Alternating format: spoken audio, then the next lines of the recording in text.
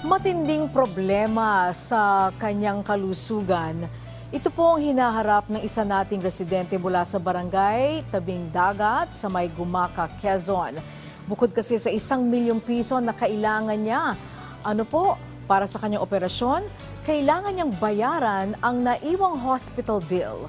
Ang kanilang kwento, panoorin po natin. Doble-dobleng problema. Ito ang kinakaharap ng 22 taong gulang na si Rebelin Austriaco. Nagsimula umano na magkaroon siya ng sakit matapos isilang ang kanyang pangatlong anak. Nung mga anak po ko, 2015, lumabas po ang aking sakit sa puso. Meron na po akong hyperthyroidism. Dahil sa kawalan ng pera, hindi agad niya naagapan ang kanyang karamdaman. Habang lumilipas ang panahon ay lalong lumalala ang kanyang kalagayan. Noong 2018 ay lumaki na ang kanyang tiyan at namanas na rin ang kanyang buong katawan. Dahil dito ay nagpasya na siyang magpadala sa isang ospital sa kanilang lugar. Kaya ako po ay na-confine sa Quezon Medical Center. At na-detect po ang sakit ko sa puso na meron akong severe mitral regurgitation. Noong nakalabas siya sa ospital, ay naging maayos naman ang kanyang kalagayan. Subalit, makalipas ang 5 taon, ay muli siyang isinugod sa ospital. Ayon sa doktor, mas lumala pa ang kanyang karamdaman. Na-confine po muna ulit ako noong July 2023 sa Quezon Medical Center po ulit dahil nagkatubig naman po ako sa baga.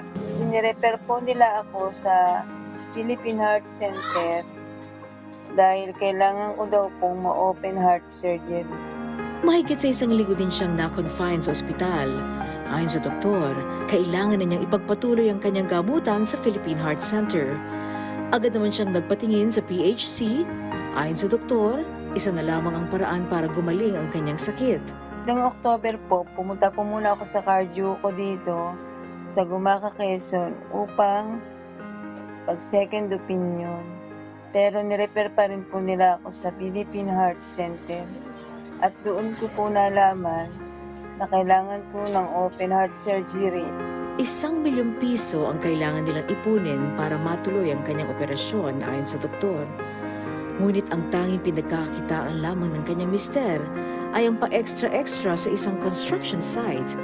Kung minsan nga umano ay kinukulang pa ang kinikita ng kanyang mister para sa kanilang pang-araw-araw na pangangailangan. Ang isa pa niya sa malaki nilang problema sa ngayon ay kung paano nila mababayaran ang kanilang naging hospital bill nang ma-confine siya nitong nakaraang buwan. Nagkaroon po ako ng bill at hindi po agad ako nakabayad. Meron po akong promissory notes na nagkakahalaga ng 85,000 pesos. Kaya ako po ay lumalapit sa MTV Malasakit upang ako po ay makabayad sa aking pagkakautang sa Philippine Heart Center. At para po bigyan ng solusyon ang problemang yan, makakausap natin ngayon sa linya ng telepono si Ms. Pia Cuyugan Talavera mula sa tanggapan ni Senator Christopher Bongo. Magandang araw po sa inyo, Ms. Pia. Yes po. Okay, Ms. Pia, nandiyan pa kayo? Okay, sandali lang po. Tatry nating tawagan muli si Ms. Pia Cuyugan Talavera dahil ito nga pong problema ng ating pong pasyente. Bukod po dun sa 1 million pesos na kakailanganin para sa operasyon, nagkaroon pa siya ng, of course, hospital bill na nasa 85,000 pesos. Malaking problema po yan, lalo na kung simple lamang ang mga trabaho ng ating mga kababayan. Alright, so tingnan natin kung maibabalik natin si Ms. Pia sa ating linya ngayong hapon. Ms. Pia? Okay, Ms. Pia? Okay, sige po. So, ating pong patuloy na susubaybayan at ipa-follow up ito pong ating hinihiling tulong mula po sa tanggapan ni Senator Christopher Lawrence Bongo. So, unfortunately, hindi na po natin siya makontak sa hapon na ito. Pero asahan niyo po na tayo po ay patuloy na makikipag-ugnayan sa kanila. So, salamat pa rin kay Ms. Pia hanggang sa muli at syempre po lagi sa tanggapan ni Senator Christopher Bongo. At sa mga nais pong humingi ng tulong sa PTV, Malasakit at Work, maaari po kayong magpadala ng mensahe sa ating official Facebook page na PTV Malasakit at Work.